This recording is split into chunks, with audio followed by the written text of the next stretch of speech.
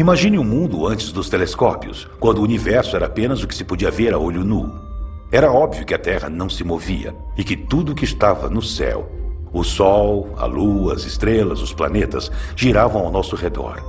Todos sabiam que o Sol, planetas e estrelas eram apenas luzes no céu que rodavam ao redor da Terra e que nós éramos o centro de um pequeno universo. Um universo feito para nós. Havia apenas um homem em todo o planeta que anteviu um cosmos infinitamente maior. E onde ele passou a véspera de Ano Novo de 1600? Ora, na prisão, é claro. Seu nome era Giordano Bruno. De natureza rebelde, ele queria romper com aquele universo minúsculo, mesmo quando era um jovem monge dominicano em Nápoles. Já era desajustado. Naquela época não havia liberdade de pensamento na Itália. Mas Bruno desejava saber tudo sobre a criação divina.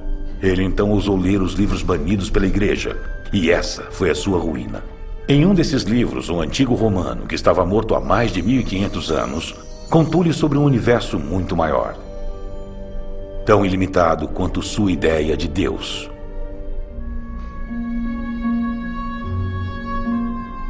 Lucrécio pediu ao leitor que se imaginasse parado na beira do universo e atirasse uma flecha para frente.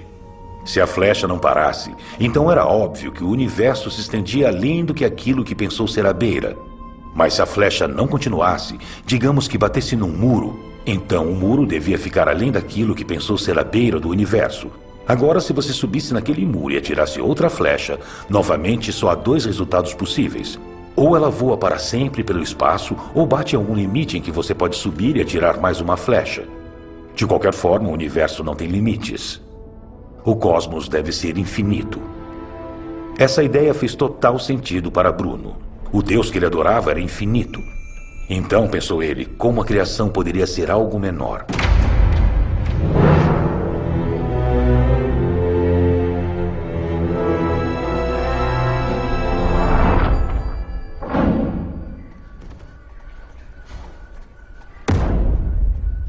Foi o último emprego fixo que teve.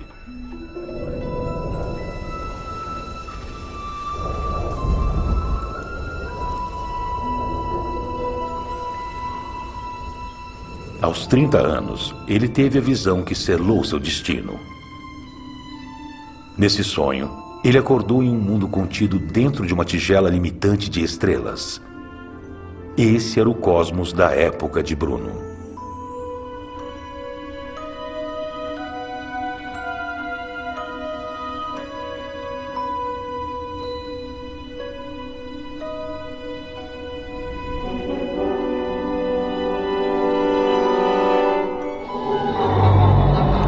Ele teve uma sensação momentânea de medo, como se a base de tudo estivesse desaparecendo sob seus pés.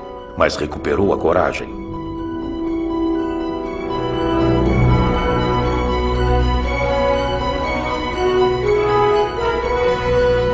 Abri asas confiantes no espaço e elevei-me em direção ao infinito, deixando para trás tudo o que os outros se esforçavam para ver ao longe. Aqui não há em cima, embaixo, não há beira nem centro. Eu vi que o Sol era só outra estrela e que as estrelas eram outros sóis. Cada um deles acompanhado por outras terras como a nossa. A revelação dessa imensidão foi como se apaixonar. Bruno tornou-se pregador, propagando o evangelho do infinito por toda a Europa.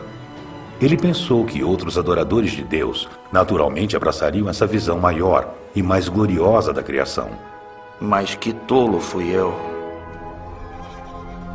Ele foi excomungado pela Igreja Católica Romana em sua pátria, expulso pelos calvinistas na Suíça e pelos luteranos na Alemanha. Bruno aceitou um convite para dar uma palestra em Oxford, na Inglaterra. Enfim, pensou ele, seria uma oportunidade de compartilhar sua visão com um público que o compreenderia. Eu vim apresentar uma nova visão do cosmos. Copérnico tinha razão em argumentar que nosso mundo não é o centro do universo. A Terra gira ao redor do Sol. É um planeta como os outros. Mas Copérnico foi apenas a aurora. Eu lhes trago o nascer do sol. Mentira! As estrelas são outros sóis em fogo, feitos da mesma substância que a Terra. E têm suas próprias terras, com água, plantas e animais tão nobres quanto os nossos. O senhor está louco ou é somente ignorante? Todos sabem que há apenas um mundo. O que todos sabem está errado. Nosso Deus infinito criou um universo ilimitado com um número infinito de mundos. Não se lê Aristóteles onde você vive ou a Bíblia? Imploro que rejeitem a antiguidade, a tradição, a fé e a autoridade. Vamos começar de novo, duvidando de tudo que considerarmos que foi provado. Infiel! O Deus de vocês é muito pequeno. Para com isso! Isso não é mentira! Isso é mentira! Um homem mais sábio teria aprendido a lição. Mas Bruno não era assim mesmo considerando que o castigo por fazê-lo em seu mundo era a punição mais cruel e incomum.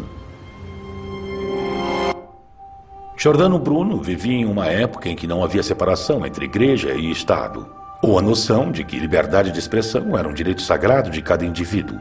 Expressar uma ideia que não estivesse de acordo com a crença tradicional poderia trazer muitos problemas. De forma imprudente, Bruno voltou para a Itália. Talvez com saudades de casa, mas ainda assim, ele devia saber que sua pátria era um dos locais mais perigosos de toda a Europa.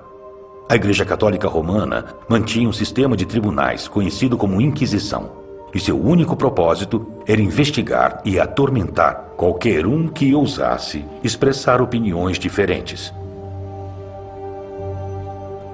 Não demorou muito para que Bruno caísse nas garras da polícia do pensamento.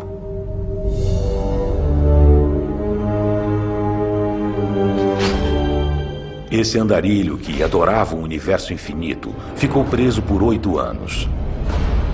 Durante interrogatórios implacáveis, teimosamente se recusou a renunciar às suas opiniões. Por que a igreja estava disposta a ir a tais extremos para atormentar Bruno? Do que tinham medo? Se Bruno estivesse certo, então os livros sagrados e a autoridade da igreja poderiam ser questionados. Finalmente, os cardeais da Inquisição deram seu veredito. O senhor foi considerado culpado de questionar a Santíssima Trindade e a divindade de Jesus Cristo, de acreditar que a ira de Deus não é eterna, que todos serão salvos, e de afirmar a existência de outros mundos.